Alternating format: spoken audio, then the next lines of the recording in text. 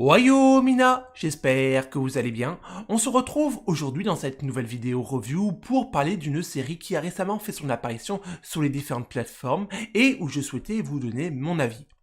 Son nom, Agate Kudasai Takamine-san.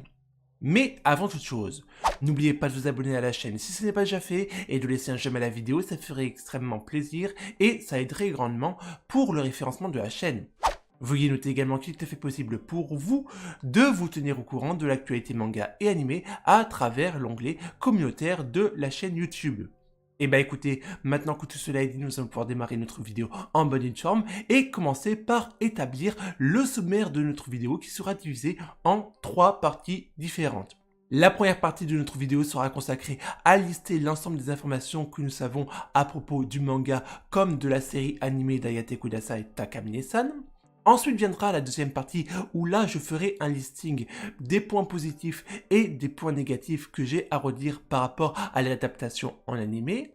Et ensuite on conclura avec la troisième et dernière partie où là je vous donnerai mon avis global personnel sur cette série animée. Et bah écoutez, maintenant que le sommaire de notre vidéo étant à présent achevé, nous allons pouvoir démarrer notre vidéo en bonne et due forme.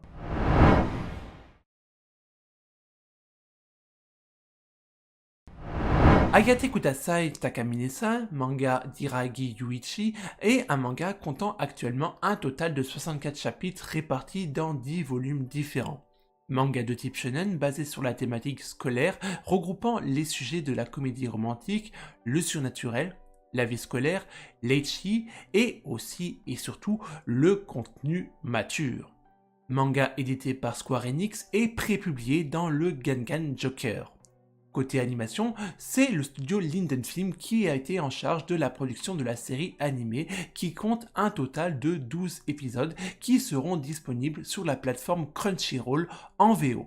Concernant le synopsis de l'histoire, c'est très simple, c'est l'histoire de Shirota, élève au lycée, qui va rencontrer la présidente du conseil des étudiants Takane Takamine, qui possède un pouvoir surnaturel qui lui permet de remonter le temps à partir du moment où elle retire ses sous-vêtements. À partir de là, on va avoir à un moment donné Shirota qui va surprendre Takane en train de se changer et il va s'en suivre une situation assez paradoxale où Shirota va devenir littéralement la garde-robe personnelle de Takane Takamine pour la suite du manga. Voilà le synopsis de Agate Kudasai Takamine-san. À présent, nous allons enchaîner avec les informations annexes que nous connaissons à propos du manga et de la série animée. En plus de ça, la production a mis en place une communication dynamique avec la promotion de 2 trailers publicitaires accompagnés par 3 key visual art présentant la série. D'ailleurs, lorsque l'on voit l'un d'entre eux, on comprend immédiatement le tempo de l'histoire. À côté de ça, on retrouve le traditionnel site internet de l'anime mettant en avant les principaux éléments de la série.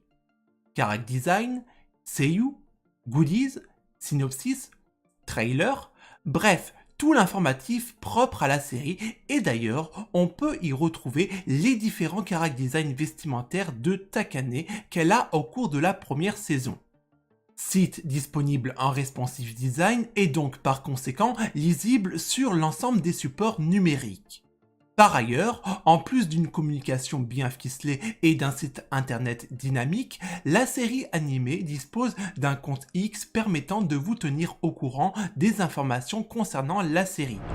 À présent que la première partie est à présent achevée, nous allons pouvoir nous intéresser à la deuxième partie de notre vidéo qui va être consacrée à lister l'ensemble des points positifs et négatifs que j'ai à redire par rapport à l'adaptation en animé de la série Agate Kudasai Takamine-san.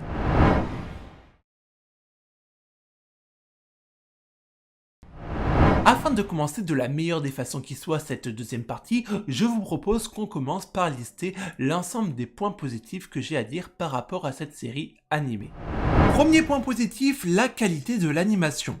Personnellement, je suis agréablement surpris par la qualité de l'animation de la série et aussi et surtout par la gestion des différents éléments graphiques tels que la couleur, le line art et les effets visuels.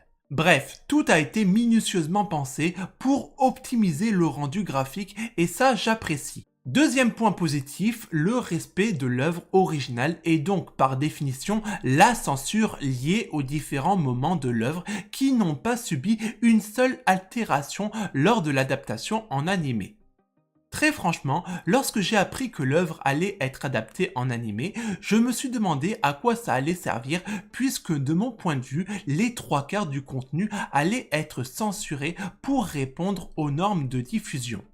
Au lieu d'arriver à cette extrémité, la production a réalisé deux versions de l'animé. Une censurée avec des petits emojis stylés pour la télévision et une autre version non censurée. Depuis quelques années, je vois beaucoup de productions utiliser ce principe de version censurée et non censurée et je pense que cela peut être un bon compromis qui peut satisfaire l'ensemble de l'audience. Troisième point positif, le rythme de l'adaptation. Aujourd'hui, nous pouvons constater qu'un épisode correspond en moyenne à 2 chapitres du manga, ce qui me paraît être un rythme adéquat pour une série comme celle-ci. Un rythme sans prendre le TGV pour rush l'histoire, ni un rythme à allure d'escargot en faisant un épisode égal un chapitre. En bref, un équilibre idéal. Pour autant, malgré ces différents points positifs, je me dois à présent d'aborder les 2 points négatifs que j'ai à dire au cours de cette vidéo et je vais commencer par évoquer le nombre total d'épisodes de la série fixé à 12 et que j'aurais souhaité voir à 24. D'autant qu'actuellement nous sommes au 64e chapitre du manga, ce qui donnait à la production de la marge nécessaire pour faire quelques épisodes supplémentaires. Deuxième point négatif qui me déplaît dans la série, c'est l'animation de Takane qui utilise son pouvoir pour remonter le temps qui, à mon sens, est beaucoup trop long et répétitif à la longue. Voilà qui conclut l'ensemble des points positifs et négatifs que j'ai à dire à propos de la série. À présent que nous venons de terminer la deuxième partie de notre vidéo, il est à présent temps d'enchaîner avec la troisième partie qui va être consacrée à vous donner mon avis global sur la série animée Ayate Kudasai Takamine-san.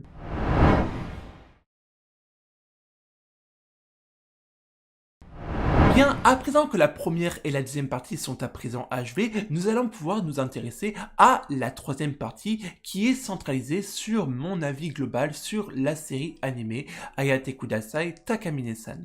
Qu'est-ce que j'en ai bien pu penser?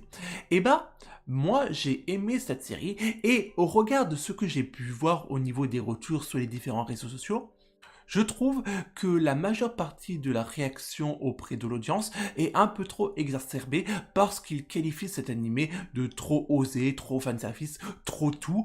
Et alors oui, c'est un animé qui est destiné à vendre du rêve auprès de l'audience masculine. C'est un animé fanservice. Tout ça, c'est ok. Il n'y a absolument aucune ambiguïté. Toutefois, par rapport à ce que j'ai pu voir au cours de ma carrière de fan de manga et d'anime, je dois bien avouer que Ayate Kudasai Takamine-san, sur une échelle de 1 à 10, se positionnerait aux alentours de 6 sur 10.